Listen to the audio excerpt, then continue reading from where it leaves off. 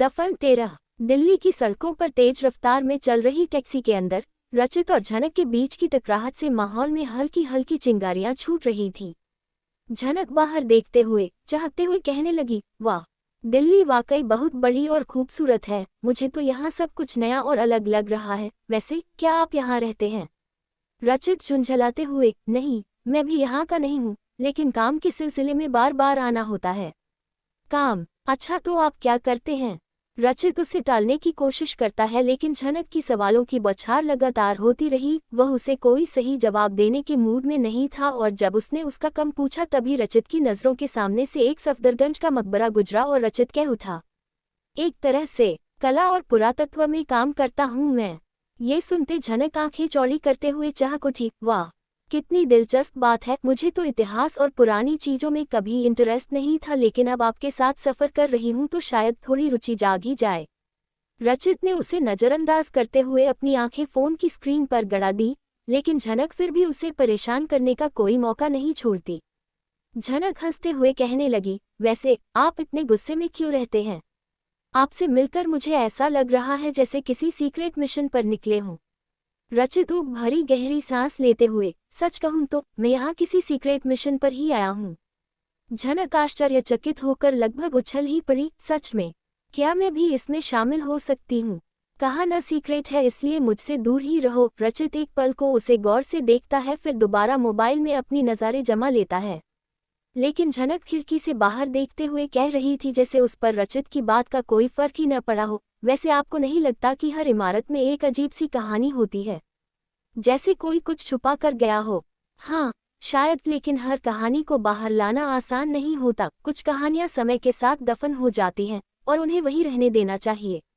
अचानक झनक गंभीर होती गहरी सांस लेते हुए कहने लगी, शायद आप ठीक कह रहे हो, पर कुछ कहानियां ऐसी होती हैं जो अपनी जगह से खुद ही बाहर आने का रास्ता खोज लेती हैं।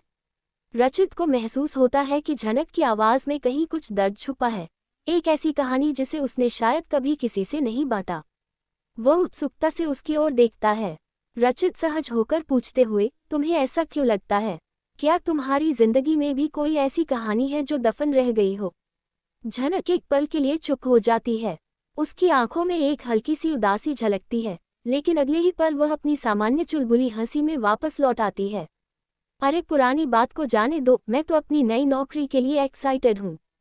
तभी कैब ठिकाने पर रुकती है। रचित उतरता हुआ ड्राइवर को पैसे देते हुए उसकी ओर झुकता हुआ कहता है, मैडम को सही जगह उतार देना। कहता हुआ रचित तुरंत ही चला जाता है। इससे ड्राइवर झनक की ओर देखता हुआ पूछता है, आपको कहाँ जाना है मैडम? हाँ, मेरे पास एड्रेस है, अभी बताती हूँ। कहती हुई वह अपना पर्स टटोलती है और अगले ही पल उसके होश उड़ जाते हैं। मेरा पर्स कहाँ गया? एड्रेस तो उसी में था। अब ड्राइवर और झनक एक दूसरे का मुंह देखते रहते हैं। सुनसान सड़क पर कार अपनी स्पीड में चली जा रही थी। साहिल अब ड्राइविंग पर था, अनिकेत उसके बगल में बैठा था। साहिल, ये रास्ता कितना और है? टाइम देखो, 9:30 हो चुके हैं। सर, बस 1.5 घंटे और लोकेशन के अनुसार 11 बजते बजते हम पहुंच जाएंगे। हम रात को पहुंच रहे हैं तो तुमने वहां इन्फॉर्म कर दिया होगा ना? वहां साइट का काम बंद है तो अभी वहां एक केयरटेकर है, उसे मैंने इन्फॉर्म कर दिया है। ठीक है, लाओ अब मैं ड्राइव करता हूँ। अरे सर, अब आप आराम कर लें, इतना समय से तो आप ही ड्राइव कर रहे थे, अब थोड़ा आराम जरूरी है। अभी तो आराम का ख्याल भी दिमाग में नहीं आ रहा। इस जगह की समस्या ने मेरा दिमाग घुमाया हुआ है। प्रोफेसर हामिद आखिर गायब कैसे हो सकते हैं? खुदाई में क्या मिला होगा ऐसा जो उन्हें परेशानी में डाल गया? इन सब सवालों ने मुझे उलझा रखा है। यस सर, मुझे भी यही बात परेशानी में डाले दे रही है। इस लोकेशन के हिसाब से तो ये काफ़ी आउटर इलाका लग रहा है। हाँ सर, वहाँ कुछ पुराने मंदिर के अवशेषों के अलावा कुछ नहीं है। जब वहाँ टीम मेंबर के लिए टेंट लग रहे थे तो काफ़ी लोगों ने उन्हें वहाँ रुकने को मना भी किया और कहा कि ये जगह काफ़ी रहस्यमय है। लोकल लोग इसे लेकर कई कहानियाँ भी बताते हैं, कहते हैं कि रात में यहाँ कुछ अजीब सा होता है। अनिकेत मुस्कुराते हुए, कहानियों पर ज़्यादा ध्यान मत दो साहिल, मैं तो ठोस सबूतों में विश्वास करता हूँ। इतने में अचानक गाड़ी झटके से रुक जाती है। दोनों असमंजस में एक दूसरे को देखने लगते हैं। साहिल अचकचाते हुए पूछ उठा, ये क्या? गाड़ी को क्या हो गया? अनिकेत बेहद शांति से उत्तर देता है, लगता है इंजन में कोई गड़बड़ी है, चलो उतर कर देखते हैं। दोनों गाड़ी से बाहर उतरते हैं। बाहर हल्की ठंडक और अजीब सी खामोशी थी। तभी एक काली बिल्ली गाड़ी के सामने से तेजी से गुजरती है। साहिल तुरंत हिचक जाता है। साहिल चौंक कर उस दिशा में देखता है जिधर वो बिल्ली गई थी, काली बिल्ली। ये तो बहुत बुरा शगुन है सर, क्या आपको लगता है कि हमें रुक जाना चाहिए? वही अनिकेत संजीदगी से उत्तर देता है, साहिल, ये सब बस मन का वहम है, चलो गाड़ी चेक करते हैं। खुले बोनट पर सर झुकाए झुकाए अनिकेत कहता है, यहाँ तो सब ठीक ही लग रहा है। इसके बाद अनिकेत गाड़ी स्टार्ट करने की कोशिश करता है। कुछ पल बाद गाड़ी स्टार्ट हो जाती है।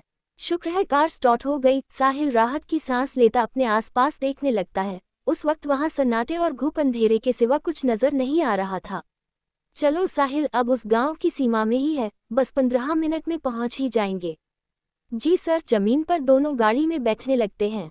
लेकिन एक चीज थी जिस पर उन दोनों का ध्यान नहीं गया, उनके पीछे की ओर किसी अजनबी पैरों के निशान बनने लगते हैं, जैसे कोई अदृश्य उनके पीछे चल रहा हो। पर उन दोनों का ध्यान इस ओर नहीं जाता है। रात के करीब 11 बजे वे दोनों राजस्थान के खुदाई स्थल पर पहुंचते हैं। अभी वे गाड़ी से उतरे भी नहीं थे कि एक शोर भरी हलचल उन्हें सुनाई देती है। कहानी आगे जारी रहेगी। कहानी पसंद आने पर लाइक करें, सब्सक्राइब करें और मित्रों से साझा करना बिल्कुल न भूलें। धन्यवाद।